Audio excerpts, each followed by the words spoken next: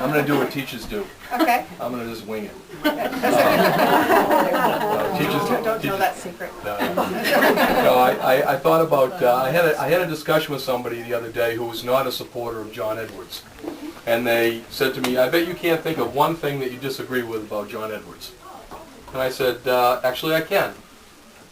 I saw an ad the other day, maybe you've seen it, starting to play in New Hampshire.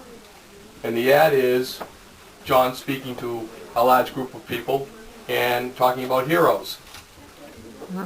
And so I said to this person, I've got a disagreement with one thing John said. He said that he and his wife weren't heroes. And I think that we're fortunate enough tonight to have a real-life hero, an inspiration to us all here. Welcome, Elizabeth Edwards.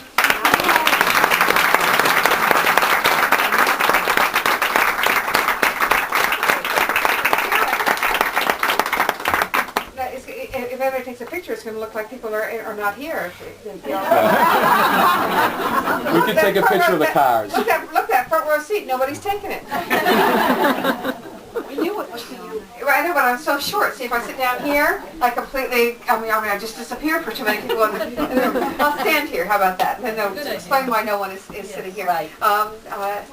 Thanks to Ed and Tracy. If it was not, if you didn't come to see me, it would have been enough to come and see this incredible house, wouldn't it? Yeah. It's truly incredible, and at every corner, it's not just that the building itself is so incredible, but at every corner there's something really fascinating. And as somebody who collected dolls for some period of time, it's also great to see such an incredible collection, which I understand is the responsibility of Tracy's mother for having the foresight to save in such wonderful condition these great dolls. So you have those around you too. Tracy did say she was going to check my pockets when I left to make sure I didn't take anything with me.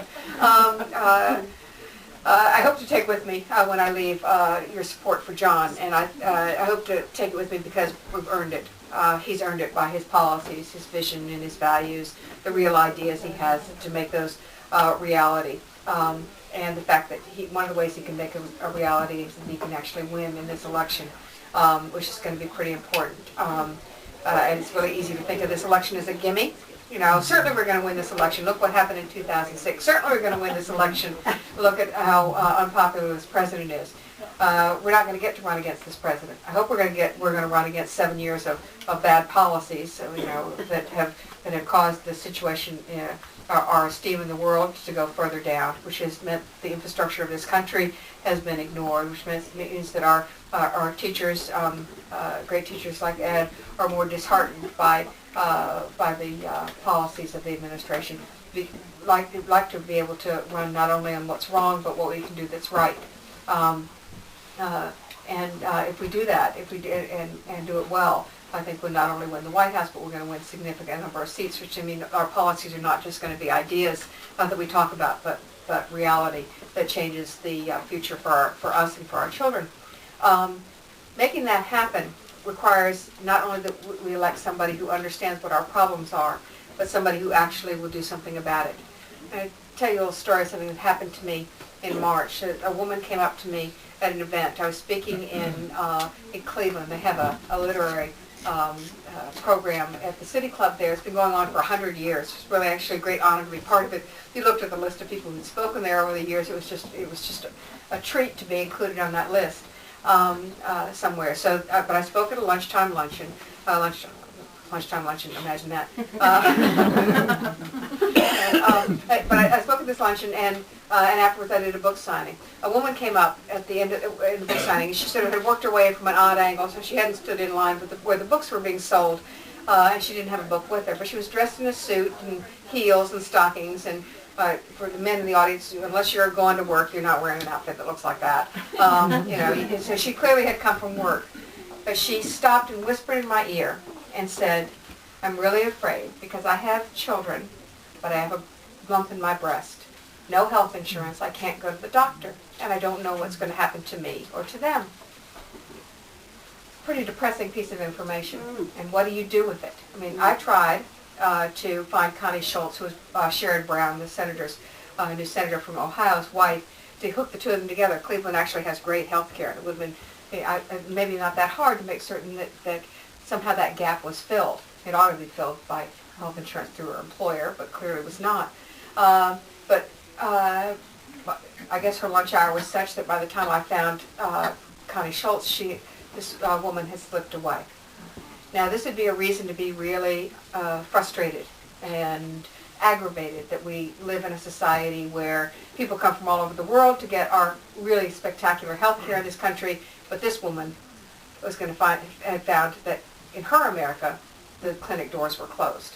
But instead of, and it was depressing in a lot of ways, but on the other hand, it was also really hopeful, because what it meant was that in this country, though the doors were closed to her, she thought that if she just whispered in the right person's ear, that something could change. That she was hopeful enough to have spent part of her lunch finding out that I was there, and if she just came and said something to you, maybe something could change. I kind of think that's what elections are about.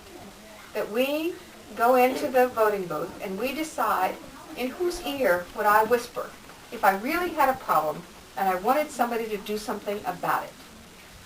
Isn't that what we're really deciding? Who can do something about the problems that I face or my neighbor faces or we all face as a country?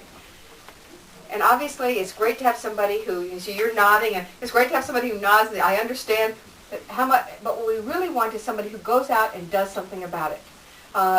That's who John is. And among this group of candidates, we have a lot of people who understand our problems and want to sympathize with us. But we also need a doer.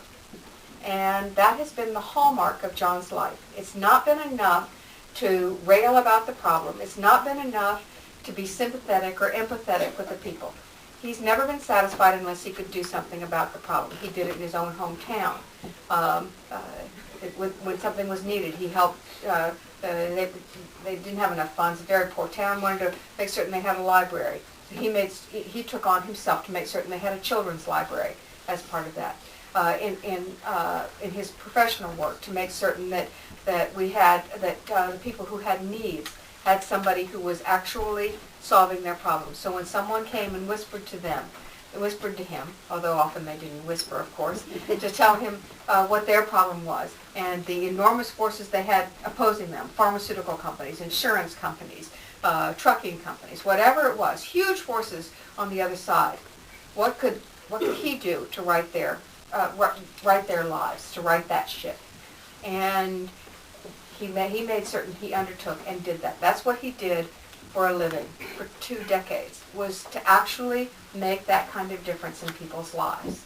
Honestly, because he was so good at what he did, at fighting these huge, powerful interests, he had more work than he could possibly handle. It was one of the reasons he went to the Senate, thinking, I can only help one family at a time this way. So maybe if I go to the Senate, I can do something more. I can be more help to people than I am in this setting.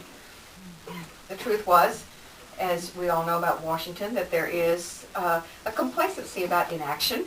That somehow if it's debated and whatever, the fact that but nothing ever gets passed, or if it gets passed, nothing ever gets done. That seems to be all right.